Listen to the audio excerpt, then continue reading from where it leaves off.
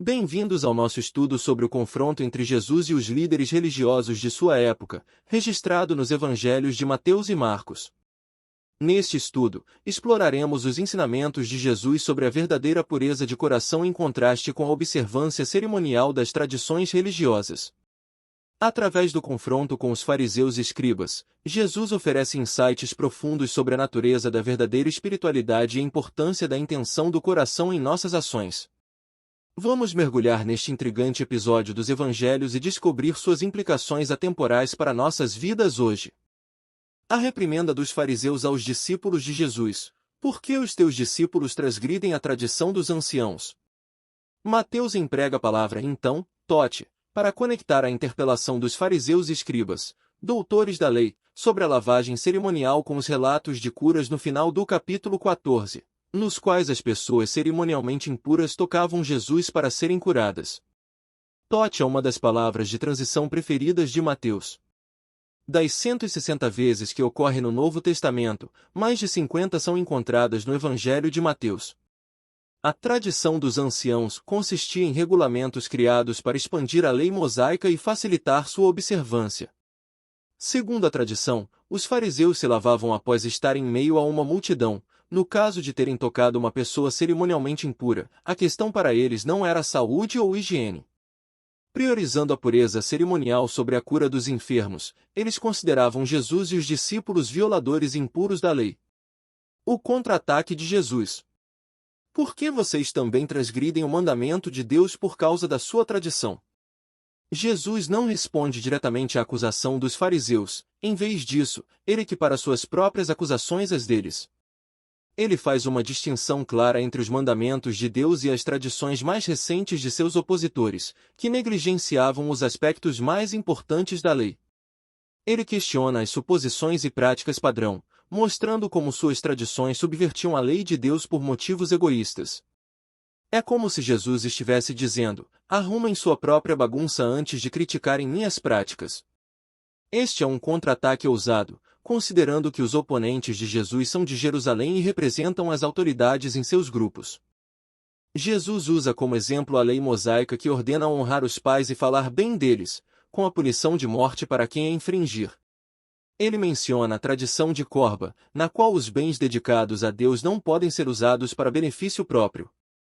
Alguns judeus, usando subterfúgios legalistas, evitavam cumprir o mandamento de Deus de cuidar dos pais, alegando que seus bens estavam dedicados a Deus. Esses bens seriam então dados ao templo ou à sinagoga. Assim, embora não estivessem amaldiçoando explicitamente os pais, recusar-se a ajudá-los em nome de uma técnica religiosa ardilosa era equivalente a falar mal deles, ou pior ainda. Esse tipo de prática inferior era tolerado pelas mesmas pessoas que se escandalizavam com aqueles que não lavavam as mãos.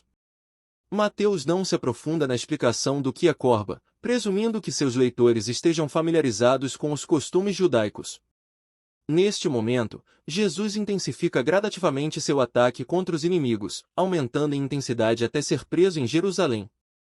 Ele os provoca e os obriga a revelar suas verdadeiras intenções, uma estratégia que contrasta nitidamente com seu hábito anterior de evitar conflitos. Jesus rótula publicamente os fariseus e escribas de hipócritas, uma crítica frequente registrada por Mateus. O interesse de Mateus em destacar o cumprimento das profecias leva-o a incluir Isaías capítulo 29 versículo 13. Nesta citação, ele reforça que a obediência à lei de Deus deve ser genuína e não apenas uma questão de palavras. É importante ressaltar que isso não é uma condenação de todas as tradições, mas apenas daquelas que não refletem o verdadeiro espírito da lei e do amor de Deus. Jesus conclui esse confronto explicando ao povo que não é o que entra pela boca que os torna impuros, mas sim o que sai. Aqui, ele resume a essência da lei, enfatizando que a intenção do coração é fundamental para a verdadeira espiritualidade. Essa síntese ecoa o ensinamento de Jesus sobre a lei no Sermão da Montanha, onde ele destaca que tanto a justiça quanto o pecado têm origem na vontade e intenção da pessoa. Mateus continuará a abordar esse tema em outras passagens.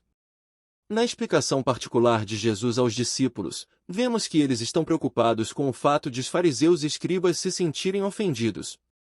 Isso é compreensível, dada a influência desses líderes judeus, e em outras ocasiões, Jesus tentou evitar confrontos com eles. A referência sobre arrancar plantas não plantadas pelo Pai Celestial evoca a parábola do julgamento relativa ao trigo e joio, onde Deus é descrito como plantando Israel como uma planta. Aqueles que se envolvem em legalismos superficiais, sem uma verdadeira intenção pura, não representam o verdadeiro Israel. Ao descrever os inimigos como cegos que conduzem outros cegos, Jesus prevê o desastre inevitável que aguarda aqueles com intenções impuras. O mandamento deixai-os ressoa como a ordem dada pelo Senhor da plantação em relação ao pedido para arrancar o joio antes do tempo. Pedro, como porta-voz dos discípulos, solicita uma explicação da parábola. Mateus continua a destacar a proeminência de Pedro entre os discípulos. Neste contexto, ele não utiliza o nome Simão, o prenome de Pedro, mas sim o título Pedro, pedra, que Jesus lhe deu anteriormente na narrativa. A prática de Jesus de falar em parábolas para as multidões, seguida por uma interpretação aos discípulos em particular, é uma característica distintiva de seu ensinamento. Nesta ocasião, ele fica surpreso com o pedido de explicação dos discípulos, logo após o confronto com os fariseus. Na interpretação, Jesus reafirma a essência de seus ensinamentos: o bem e o mal não se limitam a ações externas, mas derivam da intenção do coração. Um coração puro resulta em comportamento justo. Mateus conclui a passagem relembrando as palavras de Jesus sobre comer sem lavar as mãos, o tema que desencadeou seu ensinamento sobre a verdadeira pureza de coração em contraste com a limpeza cerimonial. Por outro lado, Marcos interpreta as palavras de Jesus como uma justificativa para a igreja primitiva abandonar as restrições dietéticas judaicas. Ao dizer isso, Jesus declarou puros todos os alimentos. Assim como Marcos aborda os temas críticos para sua audiência gentílica, Mateus trata dos assuntos cruciais para sua audiência judaica. Este estudo nos leva a uma profunda reflexão sobre a essência da espiritualidade e da religião.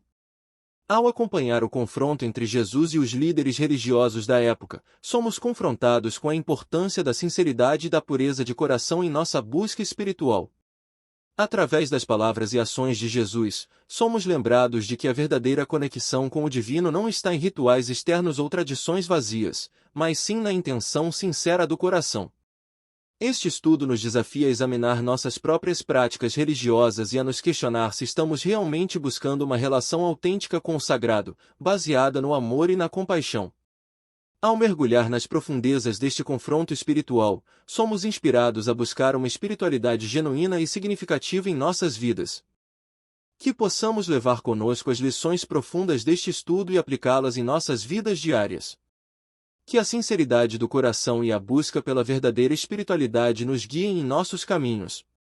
Até breve, e que possamos continuar crescendo juntos na jornada do conhecimento e da reflexão espiritual. Paz e bem a todos.